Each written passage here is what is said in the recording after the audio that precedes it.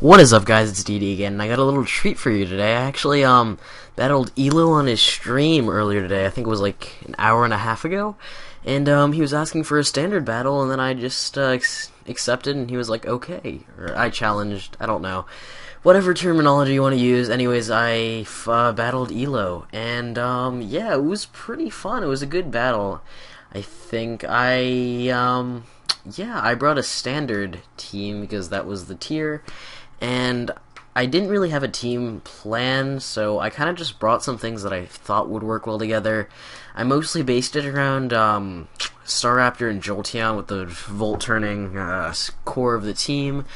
And I do like Jolteon and Staraptor. It's actually my favorite volt-turning core because it's a little different from, Scizor and Rotom Wash. It's probably a little bit less potent because Scizor can definitely pack a punch with its U-turn and to get style on it. But I don't know. Reckless Raptor hits pretty hard too, and Jolteon also hits very hard because this is my Specs Jolteon.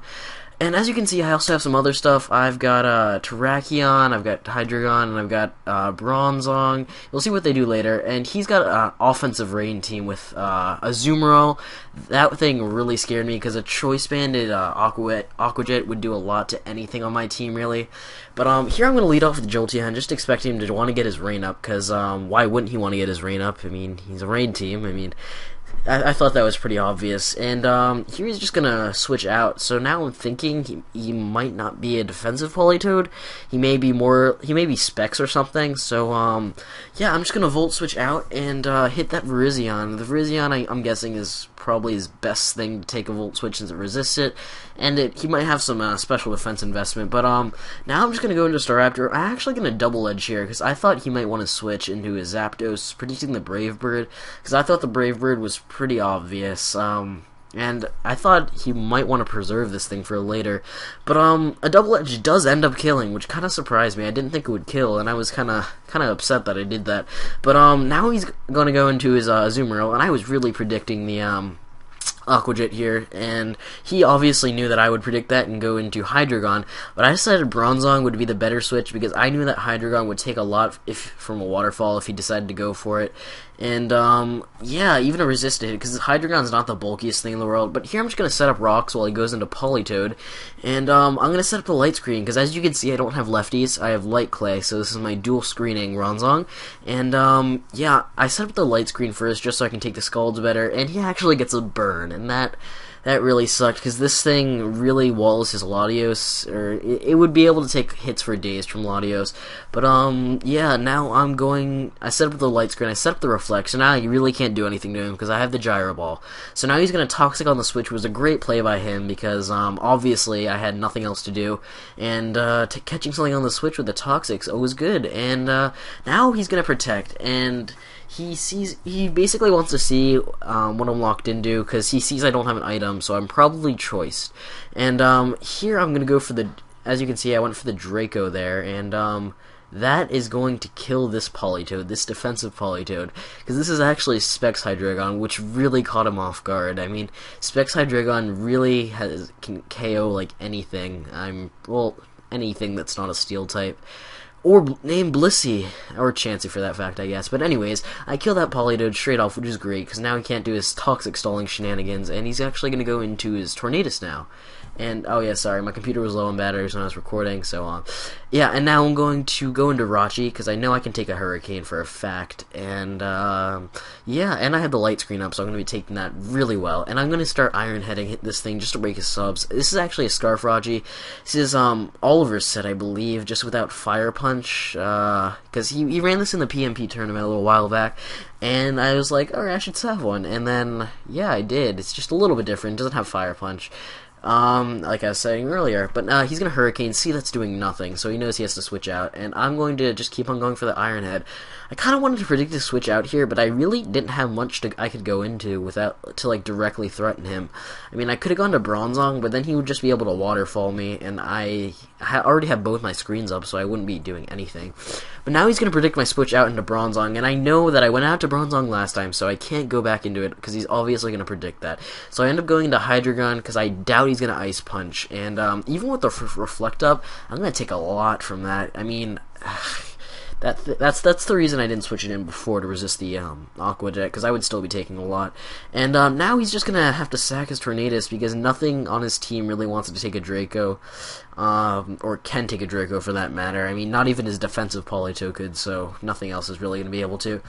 And now I'm pretty low, and at this point I figured that I'm not going to be outspeeding a lot on his team, and he does have the priority Aqua Jet, so I figure my best option is just to sack Hydreigon, and he's actually going to just kill me off with the Dragon Pulse, and yeah, I don't see an item, so I was kind of fearing the Scarf here, and so I'm going to go into Staraptor. I don't know why I would do that if I was fearing the Scarf, really. But I just decided that he might not be Scarfed, he might be Specs, so I just wanted to go in and U-turn out and see what item he was. I figured I might be able to take one if he was Scarfed, and he shows me he's actually dual screening, and now I kind of remembered at this point that he did have a Latios named Wheatley, because I watched his videos, and I do remember he did have one nicknamed Wheatley, and he was kind of explaining how it works, and I believe it's dual screening with Light Clay, Memento, and Dragon Pulse. So now I'm just going to go into Bronzong for Death Water. I set up the Reflect, because that Azumarill really scares me. His Aqua Jets could really do a lot of damage to anything on my team, and I really can't have him, you know, just free to Aqua Jet. So I know I can live one with the Reflect. With like at least I think my Jolteon could probably take one since it's at full HP. And now I'm just gonna kill him with a Double Edge again because I don't want to go for the Brave Bird, just knowing his Zapdos is running around. And now he's gonna bring it in. And even after Stealth Rocks, I am not confident I can take this thing out because if this thing is defensive, it can easily tank the hit and kill me with a Double Edge. Or not, no, I would try to kill him with Double Edge. He would kill me with the T-Bolt. So I go into my Rock Jade. Here he's going to predict my switch out into Jolteon, which is great because now I can take that HPI super easily. And I'm just going to go for the Trick now because I don't really want the Choice Scarf anymore since I can't do much to his team with a Choice Scarf. And if he wants to leave it in, and that would be great because it's a Choice Scarf Zapdos now, and if it's defensive, that would be great. But I actually catch the Azumarill on the switch, which is great because now his Aqua Jets won't be doing as much.